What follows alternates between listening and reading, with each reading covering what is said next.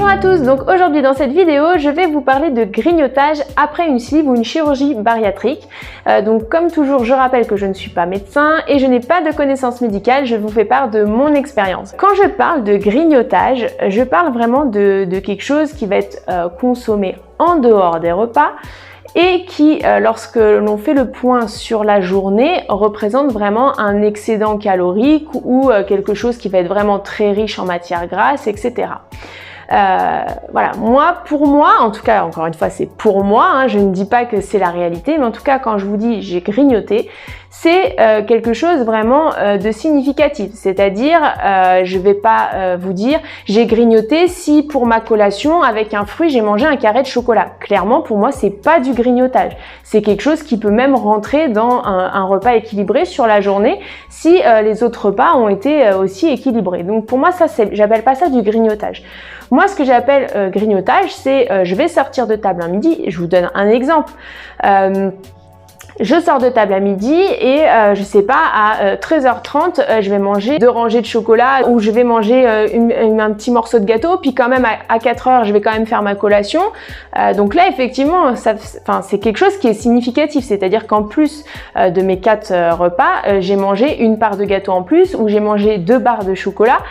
Voilà, c'est quelque chose pour moi qui est significatif.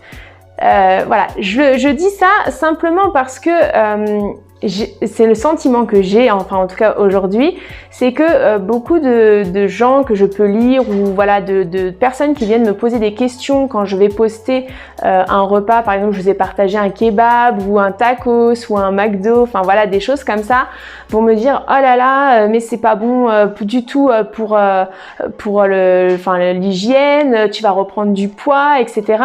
Moi j'ai eu recours à la chirurgie pour m'aider à perdre du poids. Comme je le dis, il faut avoir une hygiène de vie, il faut manger équilibré, faire du sport, être suivi. Ça, c'est quelque chose que je dis tout le temps, dans toutes mes vidéos, même d'ailleurs dans les vidéos où je vous partage des repas caloriques.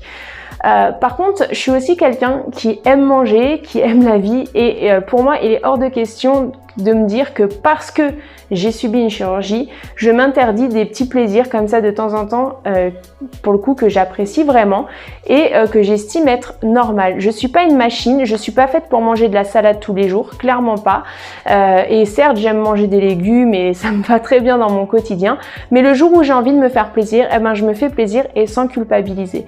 Après, effectivement, quand il y a des grignotages, comme je vous l'ai dit avant, ça c'est autre chose et il faut être vigilant parce que petit à petit, ça peut s'installer et on peut reprendre de mauvaises habitudes. J'aurais pu aussi faire le choix de pas vous partager ces moments de plaisir, voilà, tout ça. Mais pour moi, c'est faussé ce qui se passe dans la réalité. Effectivement, je constate aussi que lorsqu'on m'a écrit ce genre de choses, bien souvent quand je discute avec la personne, c'est des personnes qui sont en début de post-op. En début de post-op, que les choses soient claires, moi j'ai commencé à remanger normalement, c'est-à-dire juste des pâtes, du riz, des pommes de terre, des saucisses, de la viande, enfin tout ce que vous voulez normalement, en texture normale. J'étais à 3 mois post-op. Donc clairement, à 3 mois post-op, fallait pas me demander d'imaginer tout ça. Et moi-même, je me disais, oh, j'en ferai un de temps en temps, mais voilà, je serais pas amenée à en faire fréquemment, c'est pas quelque chose qui me tente, comme je le disais, on est aussi souvent pas forcément attiré par la nourriture en dehors des repas, etc. Donc c'est hyper aidant et effectivement, moi-même j'ai pensé que voilà, c'est quelque chose que je ferais très très rarement. Sauf que comme je le dis, les choses elles évoluent et pour moi c'est important de le partager parce que je pense sincèrement que dans la réalité, si on interroge 10 slivés, il y en a beaucoup plus qui de temps en temps se font plaisir avec un repas comme ça ou un vrai grignotage, hein, parce que ça peut arriver et voilà, c'est comme ça. Enfin, je veux dire, n'importe quelle personne dans sa vie a déjà grignoté. Enfin, c'est pas quelque chose d'extraordinaire non plus.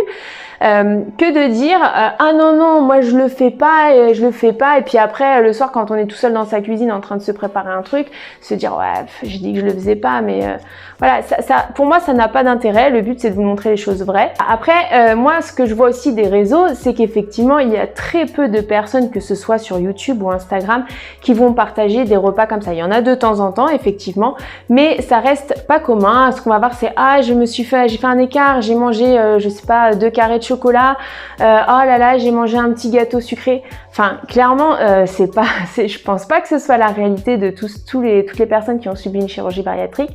Je pense que c'est faussé. Et en plus, ce que je comprends pas non plus, c'est qu'il y a des personnes donc qui vont pas partager ces moments-là, et puis d'un seul coup qui vont partager le fait qu'elles ont pris 2-3 kilos, elles ou ils d'ailleurs, parce que c'est valable pour les, c'est pas dédié aux femmes, aux hommes, c'est pour tout le monde pareil. Seulement moi je comprends pas comment on peut prendre 2-3 kilos si on est hyper strict comme on le dit, qu'on fait jamais d'écart à part un carré de chocolat. Enfin moi ça me paraît voilà, pas cohérent en tout cas.